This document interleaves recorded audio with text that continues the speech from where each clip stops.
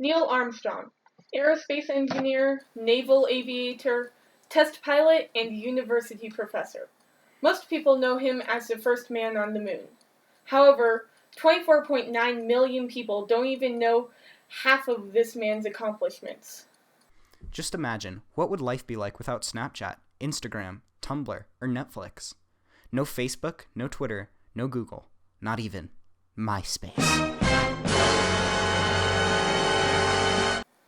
A monster, known to everyone in this room, lurks in the hallways of the school and the world. It pounces upon unknowing, unsuspecting people just trying to carry out their ordinary lives. Warning, you are unauthorized to access this content. Now, let's take a look beyond the filter. Internet censorship occurs all over the world, including North Korea, Cuba, and Saudi Arabia. It even happens in France, Germany, and the United States, but today we will focus on China. The censorship in China is very different from the censorship in France, Germany, and the United States. It focuses not on enforcing the law, but on preserving communist control. The internet was welcomed to China in 1994 as a tool to maintain and improve China's competitive edge, but China soon realized that the web brought unwelcome freedom to its citizens. To the Chinese government, bringing the internet to China was like opening a window for fresh air. It would benefit the country, but some flies were bound to find their way in.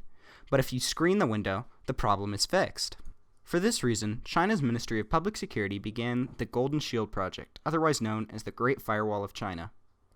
This project blocks all internet content that the government of China considers objectionable, including pornography, pro-democracy material, religious content, Wikipedia, and YouTube. Websites such as the one specified earlier are blocked by relatively simple computer programs. These programs simply search for websites that fall within a certain set of parameters, which triggers the program into causing the website to display a certain error message when said site would normally be accessed. Internet censorship enables countries such as China to engage in a regime of surveillance, monitoring, and blocking of content, because so much of communication in China as a modern country depends on access to the internet. The project of censorship has wide-ranging impacts on China economically, socially, and politically. We isolate a few of the impacts that censorship has on China, specifically economic degradation and inability to promote democratic values and the suppression of political dissent.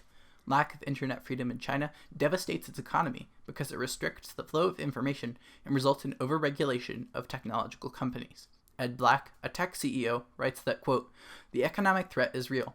Internet-related commerce is already in the trillions and growing rapidly. Restricting the free flow of information has especially serious repercussions in the US, home to the world's leading companies involved in online communication, information exchange, and digital commerce. Chinese internet censorship is part of a continuing pattern of using trade and regulatory policies that either restrict access to Chinese markets or force foreign companies to acquiesce to Chinese government economic and political demands as the price of access," end quote.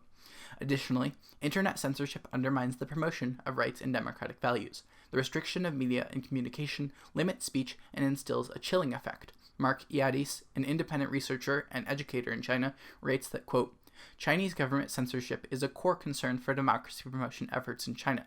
All media in China, including newspapers, television, and the internet, are strictly controlled by the Chinese government for the very purpose of preventing democracy promotion. There may be little that democracy advocates can do to challenge the government's control over traditional domestic media. The internet, as a powerful global medium, is an entirely different matter," end quote.